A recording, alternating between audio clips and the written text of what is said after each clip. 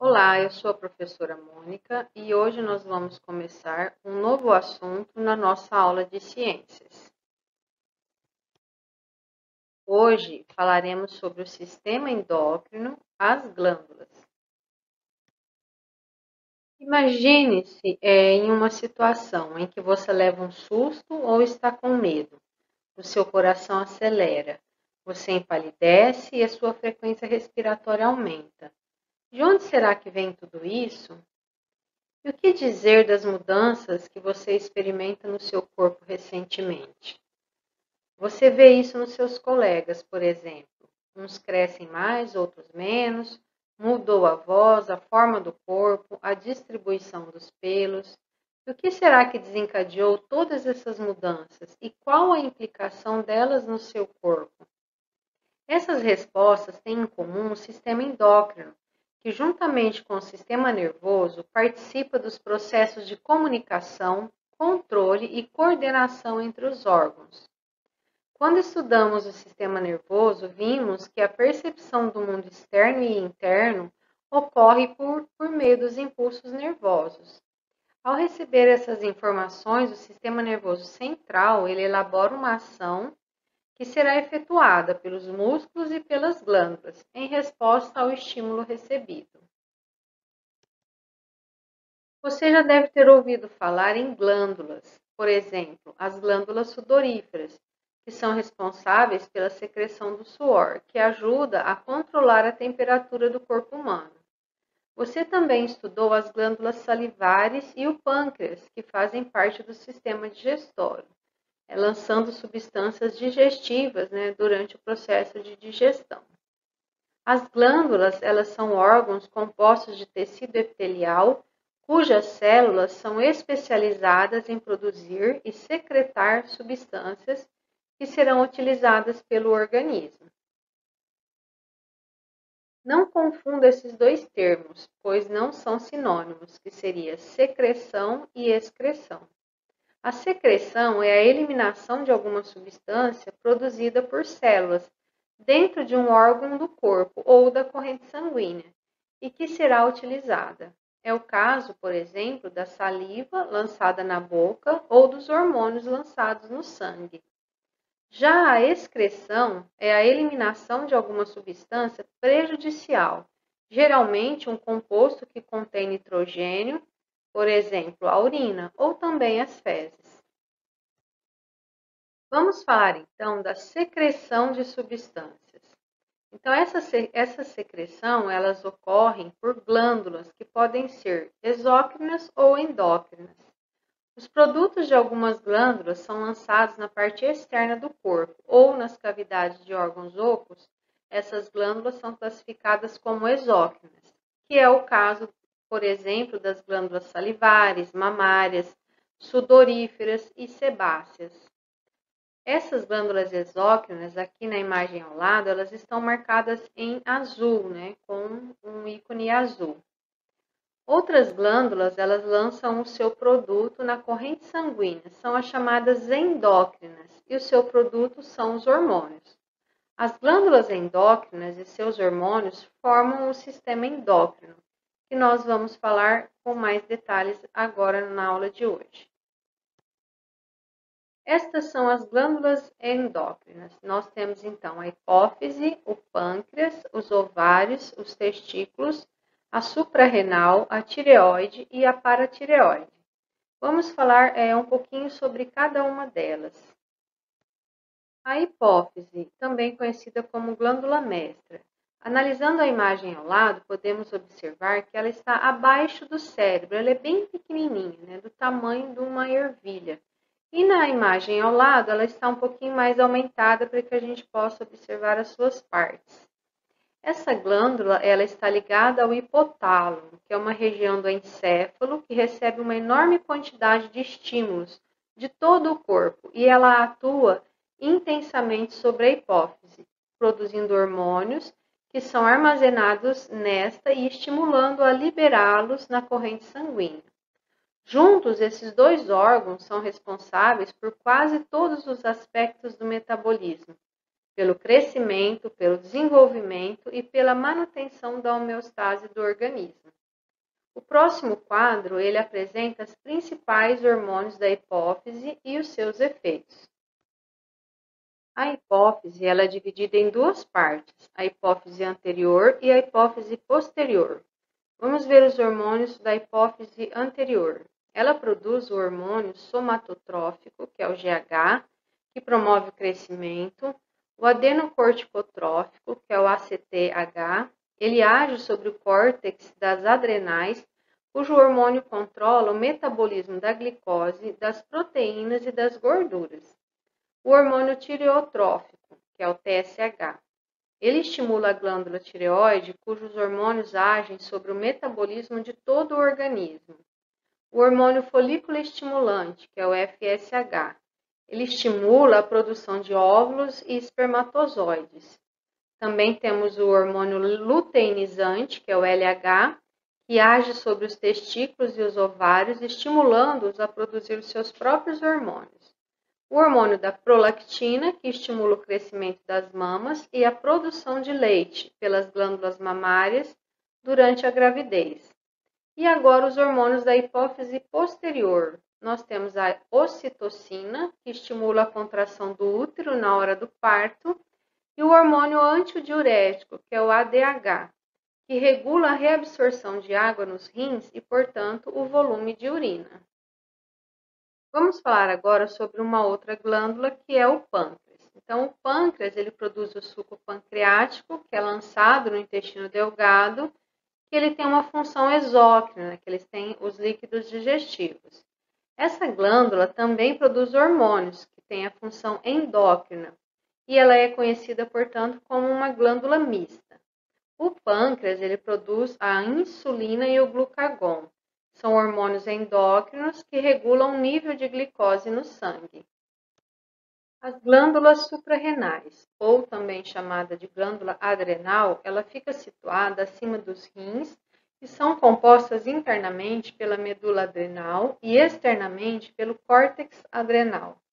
A medula adrenal ela produz dois hormônios, a adrenalina e a noradrenalina, que são chamadas de catecolaminas.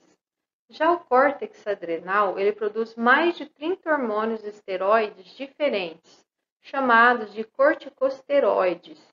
Esses hormônios eles são separados em três grandes grupos, que são os glicocorticoides, os mineralocorticoides e os andrógenos. Aqui nós temos a glândula de reprodução feminina, que são os ovários. Eles produzem os hormônios sexuais de reprodução, o estrógeno e a progesterona, que promovem o amadurecimento e o desenvolvimento dos caracteres sexuais secundários e regulam o ciclo menstrual e a ovulação. Esta é a glândula de reprodução masculina, os testículos. Os testículos eles produzem o hormônio testosterona e promovem o amadurecimento e o desenvolvimento dos caracteres sexuais secundários. Estimula também a produção de espermatozoides. Alterações físicas na adolescência. Na adolescência, progressivamente, estrógeno e testosterona aumentam seus níveis nas meninas e nos meninos, respectivamente. Esses hormônios são os grandes responsáveis pelas mudanças corporais que ocorrem na puberdade.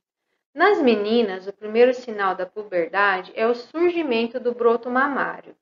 A puberdade ela vai progredindo com o aumento dos pelos corporais, o aumento da velocidade de crescimento, até culminar com a menarca, que é a primeira menstruação. Já nos meninos, o primeiro sinal da puberdade é o aumento do tamanho dos testículos. Há também o aumento da velocidade de crescimento, o crescimento do órgão genital, o surgimento de barba e o aumento dos pelos corporais. É muito importante dormir bem na adolescência. O sono de qualidade ele é necessário para as transformações da puberdade.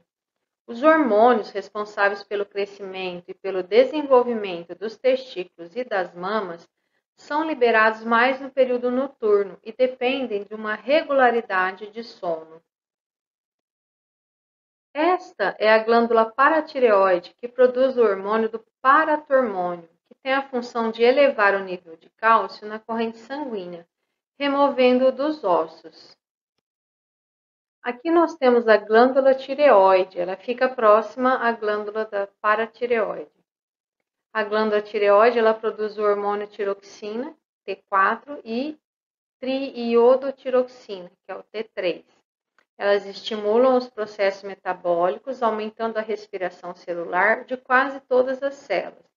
Tem um papel extremamente importante de ajudar a regular o metabolismo e o equilíbrio do organismo. Essa glândula também produz a calcitonina, que baixa a quantidade de cálcio na corrente sanguínea, aumentando a deposição de cálcio nos ossos. A tireoide é controlada pela hipófise, uma outra glândula localizada no cérebro, que por sua vez é controlada por uma região do cérebro chamada hipotálamo. Por isso, alterações em qualquer uma dessas regiões podem provocar problemas e sintomas relacionados à tireoide. Agora nós vamos falar de duas doenças muito comuns na sociedade, que é o hipertiroidismo e o hipotiroidismo. Essas são doenças provocadas pela alteração dos níveis de hormônios secretados pela tireoide.